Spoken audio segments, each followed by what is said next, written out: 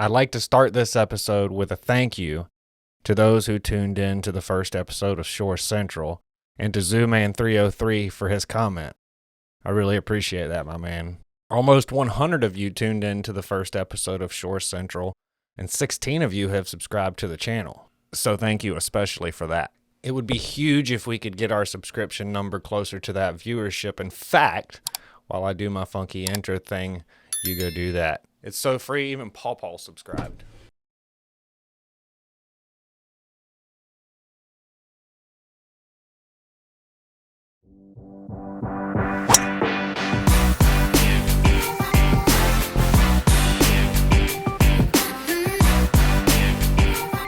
Welcome, Misfits. My name is Jay, and we welcome you to our hidden storage closet here at the Shores, where we bring you the second edition of Shore Central. Don't forget, if you're not following St. Augustine Shores Golf Club on Facebook and subscribe to the channel, that you do that for us, please. Ladies and gentlemen, do we have a great show planned for you? I've thrown my own little Shore Central twist onto our weekly Wednesday, Thursday, and Friday rounds. But before I get into that, let's take a look at the week ahead. Nothing outside of the norm this week. We have Taco Tuesday from 11 to 3. And of course, the Shores Live Music Series with Trevor Compton on Thursdays and Chubby McGee's on Fridays. That's weekly from 5 to 8. Gonna be rather chilly all week with a shitty start to it all. Skies beginning to clear on Wednesday with a slight possibility of rain Thursday evening heading into Friday. And that's your weatherman shit for the week.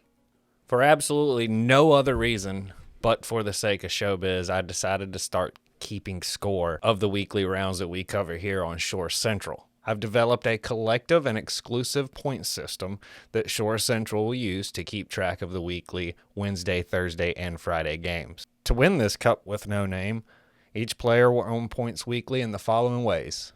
On Wednesday, the first place team will receive 4 points each. The second place team will receive 2 points each. Third place will receive 1 point each, and any ties that there are for third place will receive half a point. On Thursday, it's point for point. So whatever you score, you get a point for. Even will result in half a point, and there are no negative points, so you don't have to worry about going backwards there on Thursday. And Friday skins, 1 skin equals 1 point, 4 skins equals 4, and likewise. I did begin keeping track of those numbers with last week's covered rounds, which is the first week of January. And if you're worried that you don't play often enough to gain any points, don't worry, no one cares but you and I, and there's nothing on this line but this old stupid 10. If you have any suggestions of what we should name this cup, put it down in the comments, and of course there's a price for everything. Having said that, let's get to the meat and tater. Naturally, we begin on Wednesday, where it's a little difficult to get out and get some video shots of that, but I do have results. Let's look at those. Mike and Sam cleaning up first place with a 31, earning them 4 cup points. Second place, Matt and Caleb with a 32, earning them 2 cup points. Third place, Dan and Matt with a 34. They get a point each. And those ties, George Huff and Bear Uff, DuPont and Greg, they were able to tie that third place. We'll give them half a point each. JC, Jim S. cleaning up third with a 35. Scott and Darren with a 36 and a tie at the bottom there. Parsons and Parsons, John Dreer and Birchfield with 37s, 2 over. Let's move on to Thursday, where I set my birdie hunt out on 6. We'll start with the first group, John Drury, with his third shot here, leaving it just short and left of the hole. You're going to find that a common theme today here on 6. Andy Benson with his birdie shot. There it is, short left. Whitty coming from the left side for his third shot. What do you know? Short and left. Let's see what DuPont can do. Little heat behind that one, DuPont, but you're going to also end up there short and left. Link, come on, do something for me. Get it up there. Come on, come on. Short. Course left. Next group, it's Kenny Robshaw coming in, putting this at the front of the green. Let's see what he can do with his birdie putt. Didn't play it hard enough. John Hart coming in with his third. He blows by the hole. He ends up left. BG, put this in for me. short left. Texas George with his birdie. Not short left, a little too much real estate, great speed. You can see there that coming down. George Huff from a tough lie on the left, putting it just above the hole. That's about 7 feet. We'll look, see what he can do with that a little bit later.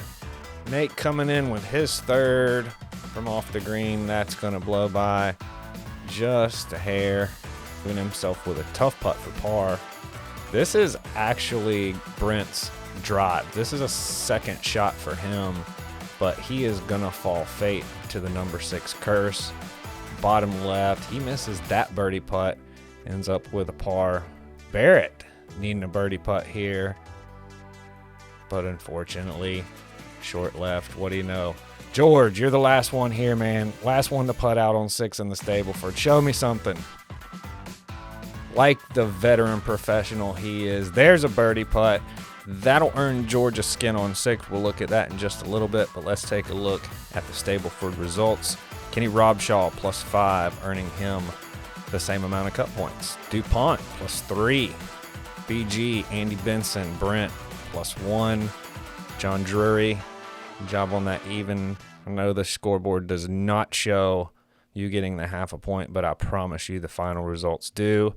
Second page here, Barrett Huff, Link, not meeting their quota, -3, and it only gets worse for George Huff. Despite the skin, Greg Cohn, Nate, John W., not looking good for those, and Whitty and Kevin, sorry about your day there, guys. Here's your Thursday skins. Brent pulling 3 skins, 4, 10, and 18. Pretty good holes to do that on there, bud. George Huff with the skin on 6, as you saw. Kenny Robshaw able to pull one in on 12. Thursday's skins are not redeemable for cut points, but there they are anyway. Our final stop on this weekly roundup, Skin Station, where my hunger for a birdie took me to number 12. Caleb here coming up with his birdie opportunity. He blows by that one a good bit. A little work to do there. Terry Stringer trying to string in a birdie. Gonna get by that. We lead the next group off with Phil about as far behind the green as his pants are to those manufacture date. He's got a little something to show me here with his third at 12. That's pretty dang good from over there. He would go ahead and make that for par. There were very few privy to see the amazing shot that Barrett took to get to that first spot. This right here for a birdie, only a few privileged eyes saw that shot. It was absolutely amazing, Barrett. But for your birdie, you knew you missed it. That's why you walked it off. B-Day for his birdie just off the front right, but he is going to blow that a good bit by, just missing Barrett's ball. I followed the group to 13 mostly because Phil was here in 2, and I still really hadn't got the disposition on the color of these pants. He says maroon, I say purple. Phil, let's call them Furple. How about that? Here's the skins for Friday. Terry Stringer ringing in 4 and gaining 4 cut points, 7, 14, 15, and 18. Going 14, 15, and 3 skins on the back 9, looking really good. Whitty, despite you cussing me and telling me to get the camera away, you were able to get that skin on 3. And hey, I think I'm the whole reason that you hit that good second shot on 18, but that's objective. B-Day got him a skin on number 5. John Perez getting him a skin on 18. Terry, Whitty, B-Day, and John P. adding to their cup standings. What does all this mean for the cup, you ask? Well, let's take a look at those standings right here. BG in the lead of those standings with 11 points. Kenny Robshaw at 7. A tie for third with Sam and Barrett with 5. George right on his heels with 4.5. But Whitty, Mike, and Terry right on his door, tied for 6 with 4.